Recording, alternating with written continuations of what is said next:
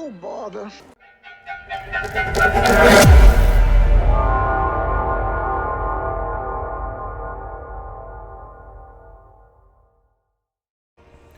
Hello, my friends, and welcome back to another episode of Decisive Battles. In our last episode, Karl Franz and Boris Toddbringer led a desperate defense to save Middenheim from the relentless war herd of Kazrek the One-Eyed. Today, we turn our guest even further north, where two Elector counts prepare to wage war against one another in a battle that will decide the fate of Nordland. As always, if you'd like to take a deeper dive into the characters and events surrounding this episode, be sure to check out the description below. Otherwise, sit back and enjoy today's battle, Gausser's Gamble.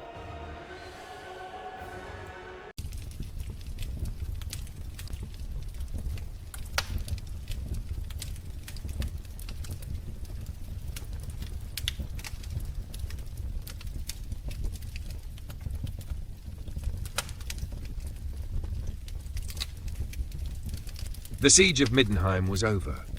Against all odds, the city of the White Wolf had endured, but at a terrible cost. Middenland lay in ruin, its defenders battered and bloodied, and Boris Toddbringer himself had barely survived the ordeal. But even as the fires in Middenheim still smouldered and the wounded were carried from the field, another storm was brewing, one that would not come from the claws of the beastmen, but from men of the Empire itself.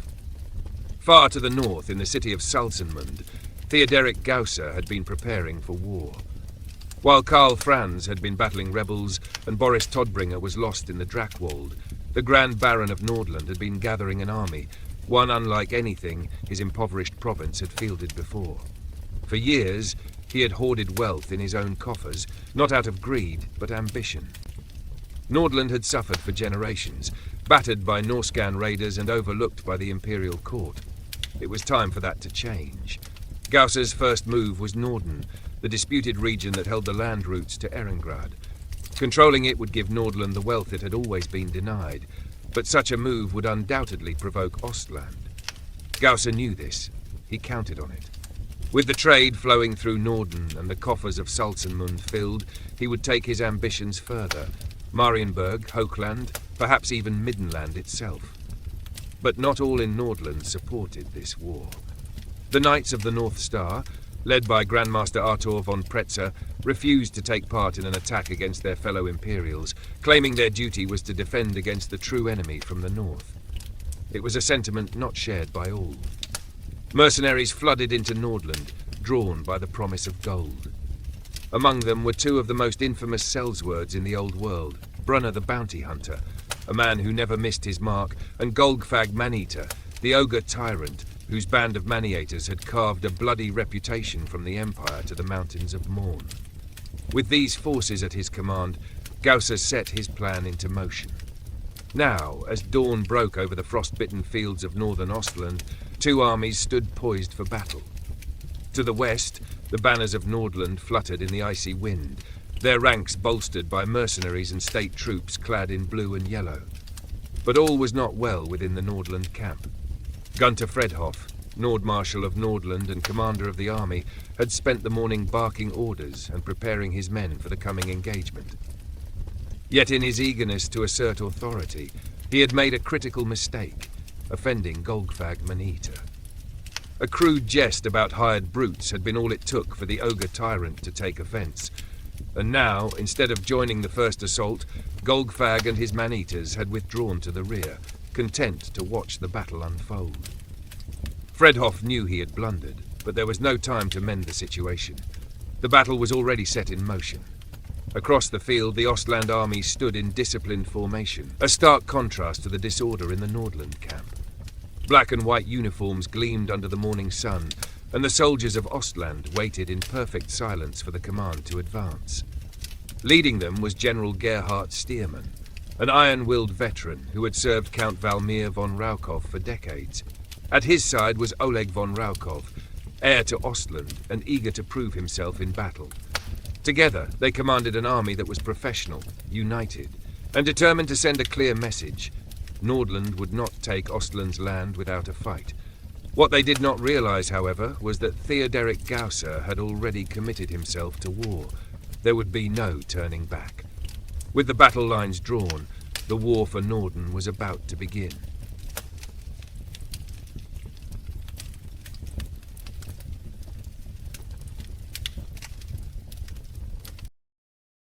Sigma calls!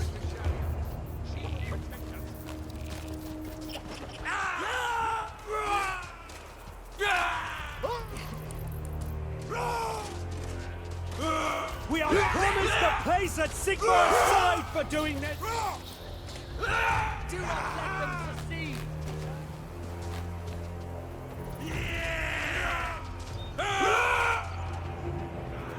March! For the comet burns in the sky!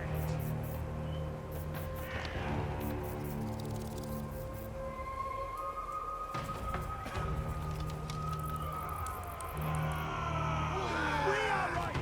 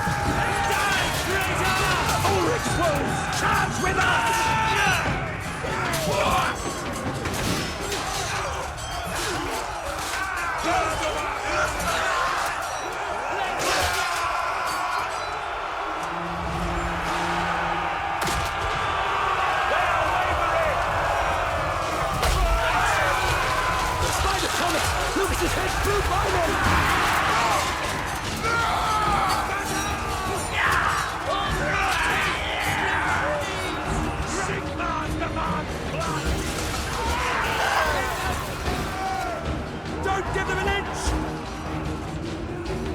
They will pay!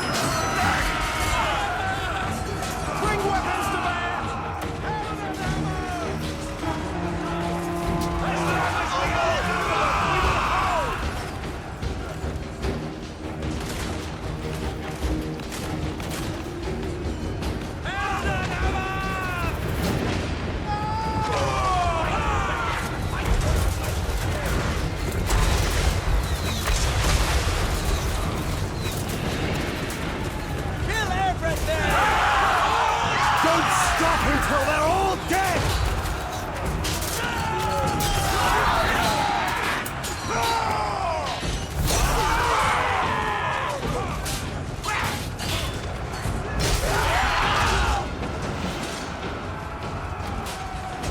Ulrich's charge with us!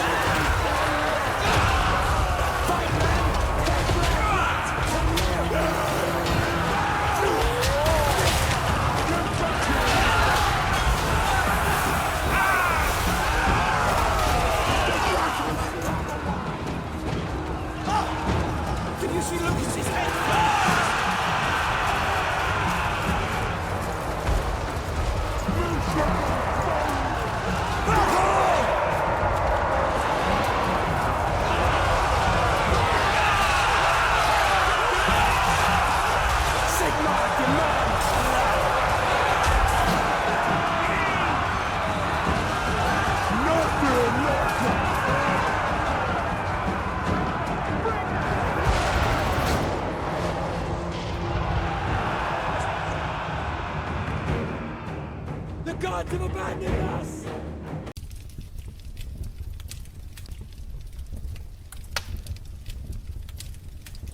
The Battle of Norden had been bloodier than either side had anticipated.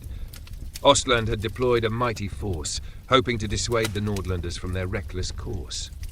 Nordland, believing their superior numbers and blitz-style invasion would force Ostland to relinquish its northern territory without a prolonged fight, pressed forward. Both generals understood the stakes. Neither could back down. Gerhard Stearman's scouts had reported an unexpected advantage. The ogre mercenaries had not yet joined the Nordland army. Whether due to logistical complications or an internal dispute, Stearman saw an opportunity.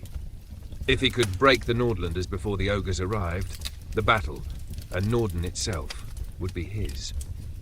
With that in mind, he ordered his great cannons to fire, beginning the assault. But in his focus on destroying the enemy before them, he failed to consider the threat lurking beyond the battlefield. Golgfag Maniator had planned precisely for this moment. While the two armies clashed, he and his ogres maneuvered along the battlefield's flank, watching, waiting. As Nordland's line faltered under Ostland's assault, the ogres burst from the tree line, thundering into the exposed Ostland ranks. The impact was devastating. Stearman's forces barely had time to react before their formation crumbled under the sheer brute force of the charge. The Ostlanders rooted in chaos. Stearman barely escaped with his life, while Oleg von Raukov, refusing to flee, attempted to rally his men in a desperate counterattack. His courage, however, made him an easy target. He was swiftly captured by Brunner the Bounty Hunter, a sellsword operating under a special contract. With the young heir in their grasp, Nordland now had a powerful bargaining chip, one that could force Ostland's hand before another bloodbath ensued. Golgfag's victory had been twofold. He had fulfilled his contract, but in doing so, he had allowed Nordland to suffer so many losses that now the mercenaries, not the Nordland commanders, held the advantage in the army. The so-called dumb brute had outmaneuvered them all. News of the victory spread quickly to Salzenmund, where Theoderic Gausser prepared for the next phase of his campaign. But his triumph would be short-lived. From the south, Karl Franz, fresh from the Battle of Middenheim, was marching north, his army at his back, demanding answers for the growing civil strife. And from the Sea of Claws, another threat loomed. Longships bearing the banner of the Wanderer had shattered the Imperial fleet and were now making directly for the Nordland coast. The war was far from over.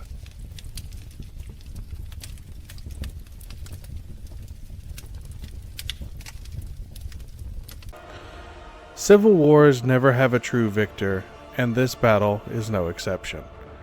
Both sides have been left in ruin, and while one may stand as the apparent winner, the consequences of their victory could spell disaster for the Empire itself. Norsca is on the move, and Nordland's army, battered and bloodied, will never make it back in time. Will Gausser's gambit prove to be his folly?